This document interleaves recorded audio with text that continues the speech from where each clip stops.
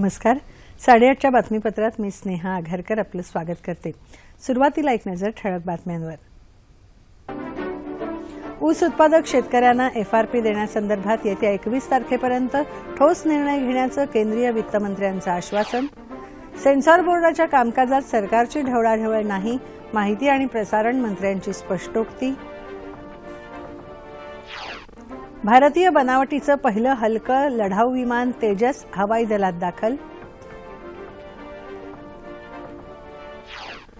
2015-16 हे वर्ष जलक्रांती वर्ष म्हणून साजरं करण्याची केंद्र सरकारची घोषणा. देशभरात आज पल्स पोलिओ लसीकरण मोहिमेचं आयोजन.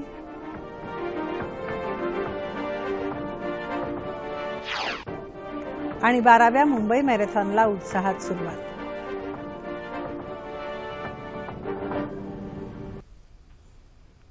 नमस्कार. बातम्या विस्ताराने. साखर कारखान्यांनी महाराष्ट्रातल्या ऊस उत्पादक शेतकऱ्यांना वाजवी आणि लाभदायी मूल्य अर्थात एफआरपी देण्यासंदर्भात येत्या 21 जानेवारीपर्यंत ठोस निर्णय घेण्यात येईल असं आश्वासन केंद्रीय वित्तमंत्री अरुण जेटली यांनी दिलं आहे. महाराष्ट्रातल्या साखर कारखान्यांच्या प्रश्नासंदर्भात मुख्यमंत्री देवेंद्र फडणवीस यांच्या नेतृत्वाखाली सर्वपक्षीय शिष्टमंडळाने काल अरुण जेटली तसंच केंद्रीय अन्न, सार्वजनिक वितरण आणि ग्राहक संरक्षण मंत्री रामविलास पासवान यांची भेट घेतली. या सर्वपक्षीय शिष्टमंडळानं अरुण जेटली यांना मागण्यांचं निवेदन सादर केलं.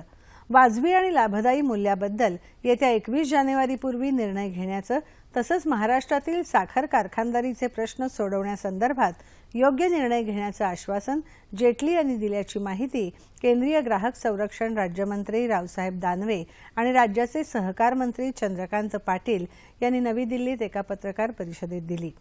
भाव आणि उत्पादन खर्चात तफावत आहे, त्यामुळे कारखान्यांच्या कर्जाची पुनर्रचना करावी तसंच इतर मागण्या यावेळी शिष्टमंडळाने केंद्र शासनाकडे केल्या. साखर कारखानदारीचे प्रश्न सोडवण्यासाठी राज्य शासन प्रयत्नशील असल्याचं चंद्रकांत पाटील यांनी सांगितलं. चित्रपट सेन्सॉर बोर्डाच्या कारभारात सरकार ढवळाढवळ करत असल्याचा आरोप केंद्रीय माहिती आणि प्रसारण मंत्री अरुण जेटली यांनी फेटाळून लावला आहे. सेन्सॉर बोर्डाच्या आणखी 9 सदस्यांनी राजीनामे दिल्याच्या पार्श्वभूमीवर ते काल नवी दिल्लीत बोलत होते. संयुक्त पुरोगामी आघाडी सरकारच्या कार्यकाळात नियुक्त झालेले हे सदस्य दैनंदिन व्यवहारातल्या मुद्द्यांचं राजकारण करत असल्याची बाब खेदजनक असल्याचं जेटली म्हणाले. अरुंधती नाग, राजीव मनसद यांच्यासह सेन्सॉर बोर्डाच्या 9 सदस्यांनी सरकारच्या भूमिकेचा निषेध करत राजीनामा दिला आहे. मेसेंजर ऑफ गॉड या चित्रपटाला परवानगी देण्याच्या मुद्द्यावरून लीला सॅमसन यांनी मंडळाच्या अध्यक्षपदाचा दिलेला राजीनामा स्वीकारण्यात आला आहे. वारंवार शिफारसी करून माहिती प्रसारण मंत्रालयाच्या वरिष्ठ अधिकारी आणि सचिवांबरोबर अनेक बैठका घेऊन एकही सकारात्मक पाऊल उचललं नसल्याचं या 9 सदस्यांचं म्हणणं आहे. मंडळाच्या विविध शिफारसींकडे दुर्लक्ष केल्याबद्दल या 9 सदस्यांनी नाराजी व्यक्त केली आहे. शेतकऱ्यांच्या विकासासाठी कृषी प्रक्रियेवर आधारित उद्योगांना प्राधान्य देण्यात येईल असं मुख्यमंत्री देवेंद्र फडणवीस यांनी सांगितलं. शिवसंग्राम संघटनेच्या 13व्या वर्धापन दिनानिमित्त मुंबईत कामगार मैदानात झालेल्या सोहळ्यात ते बोलत होते. दुष्काळावर मात करण्यासाठी जलयुक्त शिवार योजना राबवण्यात येणार असल्याचंही मुख्यमंत्र्यांनी यावेळी सांगितलं. यावेळी केंद्रीय ग्राहक संरक्षण राज्यमंत्री रावसाहेब दानवे, ग्रामविकास मंत्री पंकजा मुंडे पालवे, शिवसंग्राम संघटनेचे नेते विनायक मेटे उपस्थित होते. 2015-2016 हे वर्ष केंद्र सरकारने जलक्रांती वर्ष म्हणून साजरं करण्याचं जाहीर केलं आहे. केंद्रीय जलस्रोत मंत्री उमा भारती यांनी काल ही घोषणा केली. भारतातील जलसंपदा क्षेत्राचा विकास करण्यासाठी ही योजना हाती घेण्यात आली आहे. यमुना नदीचं पुनरुज्जीवन करण्यासाठी नद्यांची आंतरजोडणी हाती घेण्यात येईल असं उमा भारती यांनी सांगितलं. देशात उपलब्ध असणाऱ्या पाण्याचा जास्तीत जास्त वापर व्हावा यासाठी नदी जोड प्रकल्पावर वेगाने काम करण्याची गरज असल्याचं त्या म्हणाल्या. गंगा नदी सफाईसाठी विशेष योजना हाती घेण्यात येणार असून नदीत सोडले जाणारे 114 सांडपाण्याचे नाले बंद केले जातील. ऑस्ट्रेलिया, जर्मनीसह अनेक देशांनी भारतातील जलसंवर्धनाकरता सर्वतोपरी सहकार्य करण्याचं आश्वासन दिलं असल्याचंही उमा भारती यांनी सांगितलं. संपूर्ण भारतीय बनावटीचं पहिलं हलकं लढाऊ विमान तेजस भारतीय हवाई दलाच्या ताफ्यात काल दाखल झालं. संरक्षण मंत्री मनोहर पर्रिकर यांनी बेंगळुरू इथे हवाई दल प्रमुख एअर चीफ मार्शल अरूप राहा यांच्या संबंधित कागदपत्र सुपूर्द केली. काल या विमानाला दुसरी कार्यान्वयन परवानगी देण्यात आली. त्यानुसार हे विमान सर्व प्रकारच्या हवामानात उड्डाण करायला सक्षम असल्याचं प्रमाणित करण्यात आलं आहे. या प्रकल्पाला 1983 साली परवानगी मिळाली होती. हिंदुस्तान एरोनॉटिक्स लिमिटेडने तेजसची निर्मिती केली आहे. कोट्यवधी रुपयांच्या चिटफंड घोटाळा प्रकरणी सीबीआयने काल कोलकाता स्थित शारदा रिअल्टी या फर्मचे संचालक शिव नारायण दास यांना अटक केली. यावेळी पोलिसांनी दास यांच्याकडून रिव्हॉल्व्हरही जप्त केली. दास यांनीच शारदा समूहाच्या अध्यक्षांना चिटफंड कंपनी सुरू करण्याचा सल्ला दिला होता. त्यानंतर दास यांची संचालकपदी नियुक्त करण्यात आली होती. पोलिसांनी या प्रकरणी शारदा समूहाविरोधात आतापर्यंत 4 प्रकरणी गुन्हे दाखल केले आहेत.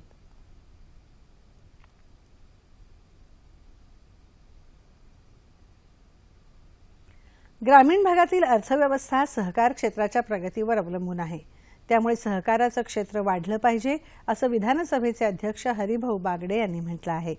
ते काल ठाणे जिल्ह्यात उत्तन इथे रामभाऊ म्हाळगी प्रबोधिनीत आयोजित सहकार भारतीच्या कार्यक्रमात बोलत होते. सहकाराच्या माध्यमातून दूध उत्पादन, पशुधन वाढलं पाहिजे, तरच ग्रामीण भागातली अर्थव्यवस्था मजबूत होईल असं ते म्हणाले. देशात शेती हा जरी प्रमुख व्यवसाय असला तरी शेतीला जोडधंद्याची गरज आहे असंही बागडे यांनी सांगितलं. राज्यातल्या 165 किल्ल्यांपैकी 68 किल्ल्यांचं बांधकाम टिकवणं गरजेचं असून त्यासाठी लोकसहभागातून करण्यात येणाऱ्या दुरुस्तीला पुरातत्व खात्याने परवानगी देणं आवश्यक आहे असं मत ऐतिहासिक पन्हाळागडावर आयोजित राष्ट्रीय स्तरावरच्या पहिल्या दुर्ग स्थापत्य परिषदेत तज्ज्ञांनी काल उद्घाटन प्रसंगी व्यक्त केलं. 2 दिवस चालणाऱ्या या परिषदेत गड किल्ल्यांची विविध माहिती मांडण्यात येणार आहे. तसंच गड किल्ल्यांची दुरुस्ती, देखभाल, पाणी, आपत्ती व्यवस्थापन अशा विषयांवर 108 शोध निबंध या परिषदेत वाचले जाणार आहेत. देशातल्या विविध भागातून दुर्ग अभ्यासक, भूगर्भशास्त्रज्ञ, वास्तुरचनाकार या परिषदेसाठी उपस्थित आहेत. ही आवडते मज मनापासून शाळा हे बोल रायगड जिल्ह्यातल्या तोंडसुरे जिल्हा परिषदेच्या शाळेतले विद्यार्थी अभिमानाने म्हणतात. विविध उपक्रमांच्या मदतीने शिक्षण देणाऱ्या या शाळेला ISO प्रमाणपत्र मिळालं आहे. त्यामुळे हे प्रमाणपत्र मिळालेली कोकणातली ही पहिली शाळा ठरली आहे.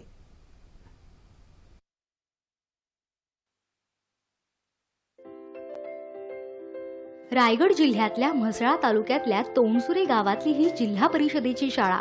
या शाळेला ISO प्रमाणपत्र मिळालं. ते ग्रामस्थांमुळे पिण्याच्या पाण्याची व्यवस्था, स्वच्छतागृह, ग्रंथालय यासारख्या महत्त्वाच्या सोयी सुविधा शाळेला मिळाव्यात यासाठी ग्रामस्थांनीच ही शाळा जणू दत्तक घेतली. हे जे सर्व वैभव उभं राहिलंय याच्यात सर्वात महत्त्वाचं म्हणजे आमचे ग्रामस्थ मंडळी की ज्यांनी आम्हाला सतत हाक दिलेली आहे. जर आपण समोरचा क्रीडांगण बघाल किंवा सुशोभित केलेली बाग बघाल तर यासाठी श्रमदान हा अतिशय महत्त्वाचा आहे आणि वेळोवेळी श्रमदान पूर्ण गावाने आम्हाला दिलेलं आहे.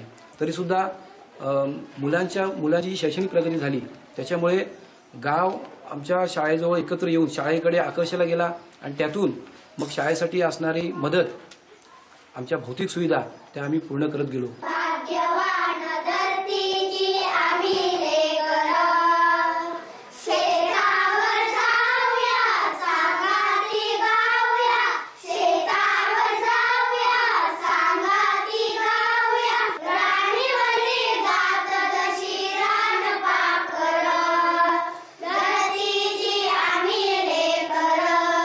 खूप लोकांची मेहनत आहे, नियोजन आहे, प्रशासन आहे.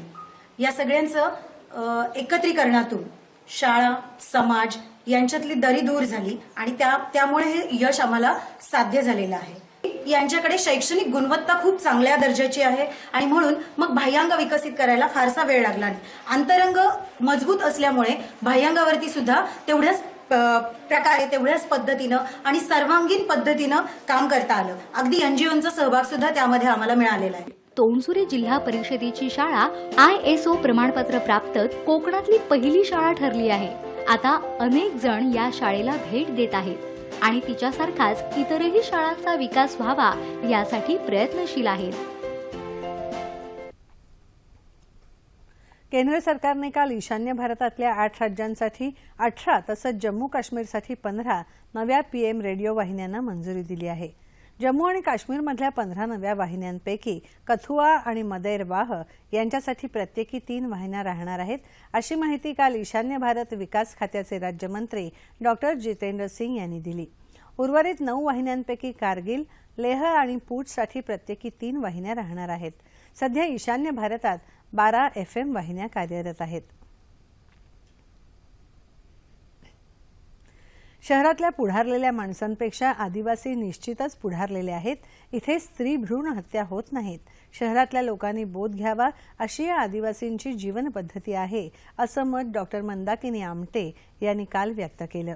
कोल्हापुरातल्या ताराराणी शिक्षण संस्थेच्या वतीने आमटे यांना भद्रकाली ताराराणी पुरस्कार देऊन गौरवण्यात आलं. त्यावेळी त्या बोलत होत्या. आमदार डॉक्टर पतंगराव कदम यांच्या हस्ते हा पुरस्कार देण्यात आला असून गौरवचिन्ह, मानपत्र आणि 51,000 रुपये असं या पुरस्काराचं स्वरूप आहे. समाजात उल्लेखनीय काम करणाऱ्या महिलांना या संस्थेच्या वतीने हा पुरस्कार दिला जातो.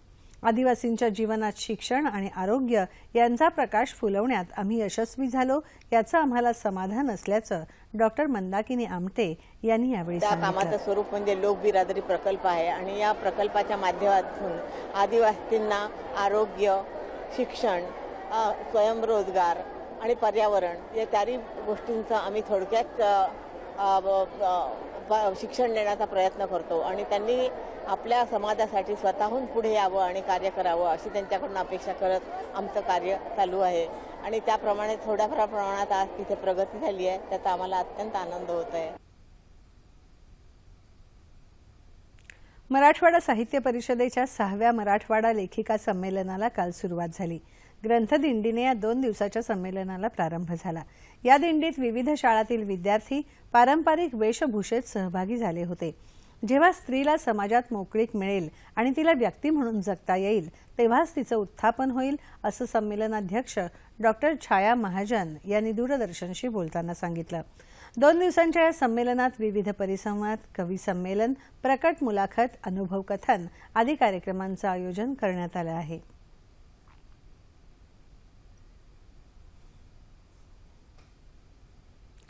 देशभरात आज पल्स पोलिओ लसीकरण मोहीम राबवण्यात येत आहे. 5 वर्षांपर्यंतच्या सर्व बालकांना पोलिओची लस पाजावी असं आवाहन आरोग्य विभागातर्फे करण्यात आलं. 2011 पासून राज्यात तर 2012 पासून देशात कुठेही पोलिओचा रुग्ण आढळलेला नाही. जानेवारी 2014 मध्ये पोलिओ निर्मूलनाचं प्रमाणपत्रही देशाला मिळालं आहे. मात्र शेजारच्या आणि इतर काही देशांमधून पोलिओचे रुग्ण स्थलांतरित होण्याची शक्यता लक्षात घेऊन आजची मोहीम राबवण्यात येणार आहे. बाजारपेठा, प्रार्थनास्थळं, बस आणि रेल्वे स्थानकं, जत्रा, धार्मिक यात्रा अशा गजबजलेल्या ठिकाणी पल्स पोलिओ लसीकरणाची सोय करण्यात आली आहे. राष्ट्रपती भवनात राष्ट्रपती प्रणव मुखर्जी यांनी बालकांना पोलिओ लस देऊन मोहिमेची सुरुवात केली. 12व्या मुंबई मॅरेथॉनला आज पहाटे मुंबईत उत्साहात सुरुवात झाली. राज्यपाल चे विद्यासागर राव, चित्रपट सृष्टीतले अनेक कलाकार यावेळी उपस्थित होते. महिलांसाठी असलेल्या 21 मीटर अर्ध मॅरेथॉनचा निकाल लागला असून भारताच्या कविता राऊतने 1 तास 19 मिनिटं आणि 15 सेकंदात ही शर्यत पूर्ण करून पहिला क्रमांक पटकावला, तर 3रा क्रमांकही मराठमोळ्या सुप्रिया पाटीलने पटकावला. पुरुषांच्या अर्ध मॅरेथॉन स्पर्धेतही भारताचं वर्चस्व राहिलं. इंद्रजित पटेलने 1 तास 8 मिनिटं 9 सेकंदात शर्यत पूर्ण करून विजेतेपद पटकावलं. तसंच 2रा आणि 3रा क्रमांकही भारतीय धावपटूंनीच पटकावला. सर्व वयोगटातले तसंच अपंग स्पर्धकही या स्पर्धेत उत्साहाने सहभागी झाले आहेत. या स्पर्धेसाठी कडक पोलीस बंदोबस्त ठेवण्यात आला आहे. क्रिकेट. ऑस्ट्रेलियात सुरू असलेल्या तिरंगी एकदिवसीय क्रिकेट सामन्यांच्या मालिकेत आज मेलबर्न इथे भारत आणि ऑस्ट्रेलिया दरम्यान मालिकेतला 2रा सामना होणार आहे. कसोटी क्रिकेटमधून निवृत्ती पत्करणारा भारताचा कर्णधार महेंद्रसिंग धोनी या सामन्याद्वारे आंतरराष्ट्रीय क्रिकेटमध्ये पुनरागमन करणार आहे. मालिकेतल्या पहिल्या सामन्यात सिडनी इथे ऑस्ट्रेलियाचा इंग्लंडचा 3 गडी राखून पराभव केला आहे. हवामान. येत्या 24 तासात विदर्भात तुरळक ठिकाणी थंडीची लाट कायम राहण्याची शक्यता हवामान विभागानं वर्तवली आहे. या काळात राज्याच्या उर्वरित भागात हवामान कोरडं राहील. ठळक बातम्या पुन्हा एकदा. ऊस उत्पादक शेतकऱ्यांना FRP देण्यासंदर्भात येत्या 21 तारखेपर्यंत ठोस निर्णय घेण्याचं केंद्रीय वित्तमंत्र्यांचं आश्वासन. सेन्सॉर बोर्डाच्या कामकाजात सरकारची ढवळाढवळ नाही, माहिती आणि प्रसारण मंत्र्यांची स्पष्टोक्ती. भारतीय बनावटीचं पहिलं हलकं लढाऊ विमान तेजस हवाई दलात दाखल. 2015-16 हे वर्ष जलक्रांती वर्ष म्हणून साजरं करण्याची केंद्र सरकारची घोषणा. देशभरात आज पल्स पोलिओ लसीकरण मोहिमेचं आयोजन.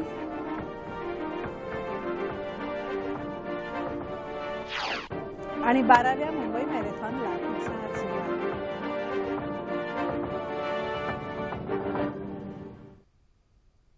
याबरोबरच हे बातमीपत्र संपलं. पुन्हा भेटूया दुपारी 2:30 वाजता सह्याद्री वाहिनीवर. नमस्कार.